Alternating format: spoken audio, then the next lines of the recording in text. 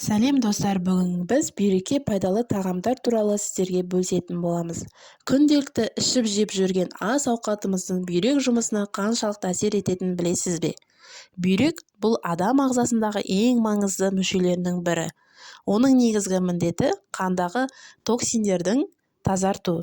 Яғни, егер бүйрек ауыратын бастағанын сезінетін болсаңыз, тамақтануға көңіл бөлу керек екен. Мысалы, кофе ішуді, тұзды тағамдарды, майлы, қуырылған тамақтар шектеу керек дейді мамандар.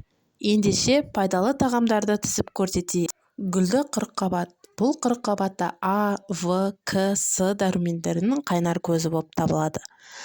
Бұл гүлді қырыққабат бүйрек тіндерінің қабуына қарсы тұра алатын бірден-бір көкөніс болып табылады. Сонымен қатар, гүлді қырыққабаттың құрамында жасұнық зат алмасу процесін қалыпқа келтіретін айта кетейік. Бұл көкөністі шикілі де қайнатып та бұқтырып та жеуге болады. Келесі достар, бізде қаражидек. Бұл қаражидек көздің көргіштігін жақсартып қана қоймай, бүйректен құм мен майда тастардан айдайтын қасиетке ие.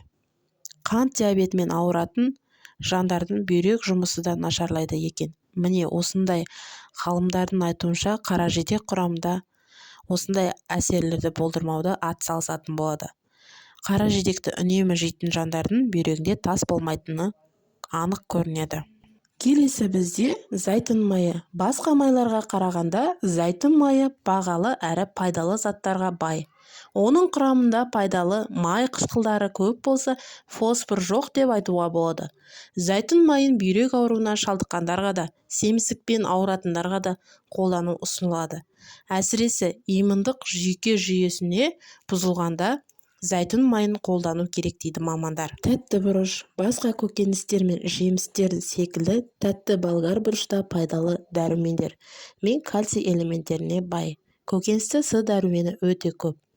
Бүйрек жұмысына қандай көкөністердің пайдалы екенін білетін болгар бұрышын өз тамақтану рационына қосатыны белгілі. Себебі бұл көкөністер бүйректі түрлі патологиялық аурулардан қорғайды. Келесі ананас. Бүйрек жұмысы бұзылғанда тропикалық жемістер мен ситрусты жемістерді, әсіресе банан, киви сияқты жемістер кері әсер етуі мүмкін. Сол себепті бұл жемістерді жемеген абзал. Ал ананасты инфекциялық қабынуы ауруы бар анықталған кезде ғана рационға қосқан дұрыс. Достар, осымен біздің каналымыз аяқталды. Сіздерге көп рахмет. Менің каналыма подписать бөлімін басып, лайк беріп, мені қолдап отырыңыздар. Сау болыңыздар.